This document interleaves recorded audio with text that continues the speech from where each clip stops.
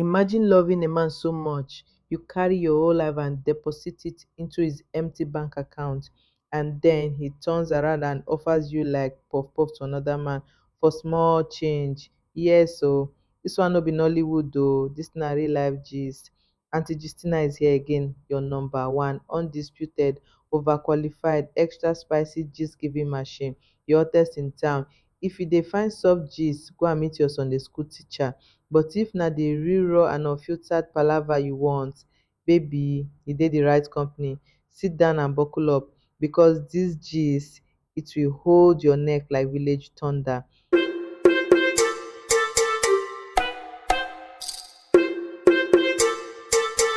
My people, let me set the scene for you. Dat night Lagos was on fire. It was one of those high class invite only parties where everybody comes to show off. People were not working, they were floating. Men came with their beards carved like sculpture, and the ladies, their wigs were sitting like thrones and their heels were scraping heaven's gate. Now our sweet Yemi wasn't even planning to attend though. She had just gotten off a stressful week at work. Her boss had shouted at her for something she didn't do. Her salary was still hanging like mango that refused to ripen, and her heart, it had been single for too long. But her bestie, Toke, dragged her out. Babe, this night we must shine, Toke said, and truly they shined. That was the night she saw him, Sheyi. The moment their eyes met across the crowd, something inside Yemi shifted. Not gas oh, real chemistry. Sheyi was standing with a drink in hand, smile slow like honey, eyes scanning like a barcode scanner. He walked up to her with confidence only sons of temptation carry. You must be the reason this room is glowing, he whispered. And just like that, na so e start to you see my people, sometimes what you think is chemistry is just a slow motion accident waiting to happen. But how will you know? When Sheyi and Yemi began talking, it was like a movie. The way he listened, the way he touched her lower back gently when they walked, the way he laughed at her jokes, even the dry ones. He made her feel like the most special woman in Lagos. She started seeing him in her dreams and not the innocent type. Oh. By the third date, she was already thinking, could this be the one? My darling, if love was currency, Yemi had already paid in full. She said he ran a logistics business that he was trying to scale, that he needed a woman who believed in his vision. He dropped quotes from Steve Jobs, recited motivational lines like a TED Talk addict. Yemi, who had been craving affection, saw him as a man with purpose. But let me tell you something, some people can speak in future tense and still carry past demons. While she was falling in love, she was calculating. Her heart was open, his intentions were hidden. You see, and no matter how deep you are in love, there's always that one friend that won't let you sleep in stupidity. For Yemi, it was Amaka, the unfiltered, sharp mouthed truth teller. The day she met Sheyi, she sipped her Sharpman and whispered to Toke, this one looks like emotional 419. Amaka did background checks like FBI. Dis guy no dey post family, no real friends, no LinkedIn history. Babe, open your eyes, she warned Yemi. But when a woman is in love, advice sounds like background noise. Yemi waved them off. People change. Maybe he just made some mistakes in the past. He's trying to be better now. My sisters and brothers, love can make a PhD holder behave like a dropout. Yemi became his lawyer, his cheerleader, his unpaid therapist. She stopped picking calls from friends who questioned him. She deleted herself from WhatsApp groups where they dragged his name because to her, Sheyi wasn't perfect, but he was hers. If romance was a sport, Sheyi would have Olympic gold. He knew how to package nonsense like it was premium caviar. He would send flowers to Yemi's office with handwritten notes. To the woman who makes my dreams possible, he would call her my investor in love and promise her a future filled with Range Rovers and Dubai summers. On her birthday, he surprised her with a staycation in a luxury hotel. Yemi was over the moon, snapping pictures and posting.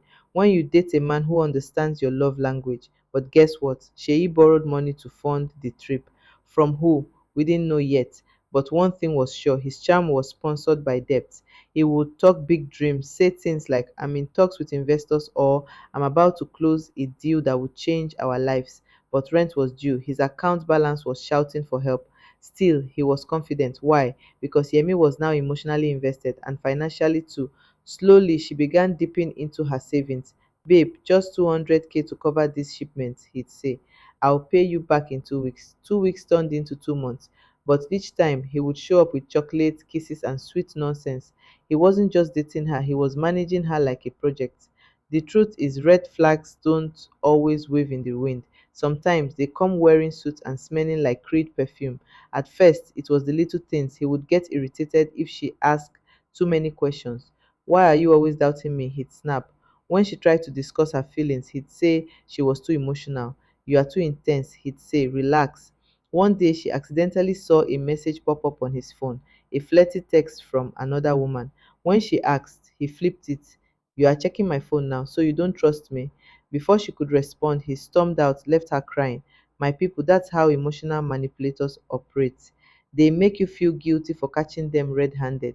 But Yemi was deep in it. She was now walking on eggshells, laughing when she didn't feel like it, apologizing for things she didn't do, trying to fix the relationship. She kept hoping that the sweet Sheyi from the beginning would return. But baby, that Sheyi was never real. That was just his audition tape. One Saturday afternoon, as the sun was doing overshabi on Lagos roads and NEPA had just taken light again, Amy was chilling at home in her silk robe when Sheyi showed up with a small box in his hand. She gasped. Is this what I think it is? Sheyi knelt down. Yes, so knelt down like a Nollywood prince, but guess what? When she opened the box, it wasn't a ring inside, it was a car key. A small Toyota Corolla that looked like it had seen better days. Baby, this is a promise of greater things, he said. I just wanted you to know I see you. Yemi cried oh, she wept tears that could baptize a congregation. She hugged him, kissed him, and thanked the stars. But Aunty Gistina must ask, where did the money for that car come from? Did he buy it with clean hands? Later, we would find out the car wasn't even in his name. He had leased it from one dubious uncle that worked in clearing and forwarding, with a warning that if payment wasn't complete in 2 months, the car would be repossessed. My people, even the promises were on credit. This is where the story begins to scatter. One evening, as the mosquitoes were performing jazz in the living room, Sheyi brought up a new character, Mr. Ade. He said, babe, this man is the plug. He's wealthy, connected, and can invest in my new business idea. I need you to help me close this deal. Yemi, with her usual supportive spirit, asked, how can I help? That's when the devil showed his full teeth. Sheyi said, babe, Mr. Ade likes you. If you just spend one night with him, one night, oh, he's ready to invest millions. This is our big break. Chineke God. Yemi froze, her ears rang. Wait, she said, are you asking me to sell my body for your business? Sheyi didn't flinch. He sipped his drink and said, it's just dinner and whatever he wants. It's not a big deal. I'm not asking you to love him just one night. My people, is this love or advanced pimping? Is this how deep we've fallen? Can a man look you in the eyes, call you queen in the morning and prostitute in the evening? That night, Yemi couldn't sleep. Her heart was pounding like Yoruba drummers at a traditional wedding. She stared at the ceiling and remembered her late mother's word, don't let any man turn you into a market commodity. By morning, her decision was made. She met Sheyi in the living room, his arrogant face glued to his phone. I can't do it, she said quietly. He looked up confused. Do what? I can't sleep with Mr. Ade. I'm not that kind of woman. And my people, Sheyi exploded. You're selfish, you're ungrateful. After everything I have done for you, this is how you repay me. He screamed. His voice shook the walls. Yemi stood her ground. No amount of love or loyalty should cost me my dignity. And that was the end of it. Or so she thought. Shay didn't just break up with Yemi. No, he scattered her name. He went from friend to friend, group chat to group chat, telling stories that would make Lucifer proud. He said she was a gold digger, that she used him for clout, that she was the one chasing Mr. Ade behind his back. He even went on social media and posted subliminal messages like, not every queen deserves a king. Some women can't recognize opportunity, even when it knocks with a suitcase. I dodged a bullet. Yemi's heart broke in slow motion. She had loved this man. She had sacrificed her peace, her money, her time, and now he was dragging her name like agbalumo on sand. But guess what? Her friends, those same friends she had ignored, gathered around her.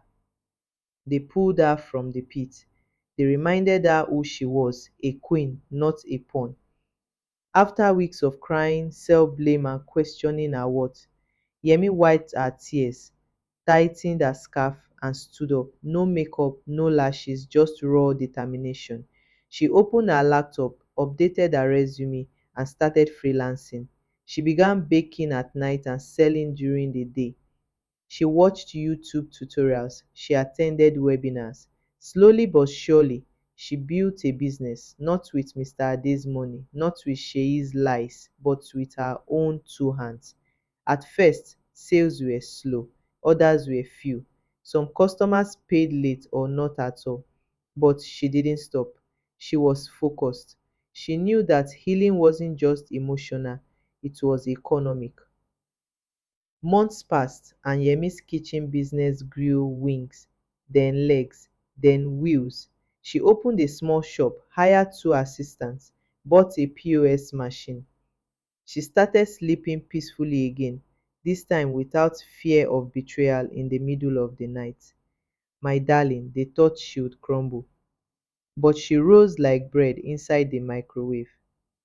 It was a rainy Thursday afternoon. The sky was weeping like a betrayed lover, and thunder was playing drum set in the clouds. Yemi was in her office. Yes, so her own office, with a glass door and her name proudly printed on it, when her secretary knocked softly. Ma, there's someone here to see you. He says his name is Sheyi. The name alone made Yemi's blood pause for half a second, but she didn't flinch. She adjusted her silk blouse, applied a quick coat of lip gloss, and said, let him in. And guess who walked in looking like expired heartbreak? Sheyi. Same Sheyi who once told her she wouldn't survive without him. But this version was different. His clothes hung loosely, his eyes were tired, and his confidence was gone. He looked like a once vibrant film now faded from overplaying. He knelt down. No pride, no performance, just raw regret. Yemi, please, I'm sorry, he said. I was foolish. I've lost everything. My business collapsed. My landlord kicked me out. My parents won't take my calls. I need help, even if it's just advice. But Yemi, she didn't smile. She didn't cry. She simply crossed her legs. Yemi looked at Sheyi, but she was no longer seeing the man who once made her heart flutter. She was seeing a lesson, a reminder, a past chapter that had almost destroyed her story. She stood up slowly, walked to the window, and said, you thought I would crumble, that I would regret not selling myself for you. But Sheyi, life is beyond Nollywood. This is not a badly written film where the woman loses her way and comes crawling back. This is real life, and in this story, I found myself. Shay tried to interrupt, but babe, she turned sharply. Don't call me that. You lost that privilege the day you asked me to trade my body for your ambition. And then, with the calmness of a woman who's healed, she said, I don't hate you. I don't even wish you harm. But you and I, we're done. I found peace without you, and I intend to keep it that way. Mic drop, my people. That kind of confidence doesn't come from beauty cream, it comes from growth. From that day on, Yemi's name became synonymous with resilience. People began inviting her to speak at conferences. How did you bounce back? They would ask, and she would smile, cross her legs, and say, I stopped waiting for someone to save me. I became my own rescue plan. She expanded her business, ventured into catering, delivery logistics, and even opened a mentorship program for young girls called the Phoenix Circle. Sheyi, on the other hand, faded into the background. He moved to a smaller town, trying to pick up the pieces. He would sometimes watch Yemi's interviews on Instagram and sigh, his heart heavy with had I known. But Yemi, she was too busy glowing to notice the past lurking in the shadows. One glorious night, Amy was invited to a major Women in Business award gala. The red carpet was hotter than a frying pan, and the paparazzi were screaming her name like she was Beyonce's cousin. As she stepped up to receive her award, Entrepreneur of the Year, she paused and looked at the audience. She said, "This award is not just for me. It's for every woman who gave too much to the wrong man, for every girl who thought her value was tied to someone else's dream. I'm living proof that you can lose everything, even yourself, and still rise again." They all erupted. Some cried, some screamed, but one thing was certain: her story had become a testimony. Years passed, Yemi didn't just grow, she soared. She bought her own house, drove her dream car, and most importantly, she found peace, real, deep, uninterrupted peace. And love, love found her when she wasn't even looking. His name was Bayo. Quiet strength, deep eyes, no drama, just consistency. He respected her past and celebrated her growth. And unlike Sheyi, he didn't need saving. He came whole. They didn't rush, they dated quietly, like grown ups who had seen life. And when he proposed, he didn't do it with a hidden agenda, he did it with love, commitment, and a solid plan. And Yemi said yes, not because she needed him, but because she had already found herself and it was just the bonus. So, my dear listener, let Aunty Gistina leave you with this one golden truth. Life no be Nollywood script. Real life dey deeper, messier, and sometimes more painful, but e dey also more rewarding. Amy could have been another cautionary tale, but instead she became a blueprint for survival. To every woman and man listening, no let someone else's confusion become your cage. No trade your value for temporary validation, and above all, remember that healing is not weakness, it is the beginning of a new story. Me, I don tell you the gist, and as always, I remain your one and only Aunty Gistina, the hottest gist giving auntie in town. Until next time, stay sharp, stay woke, and stay valuable.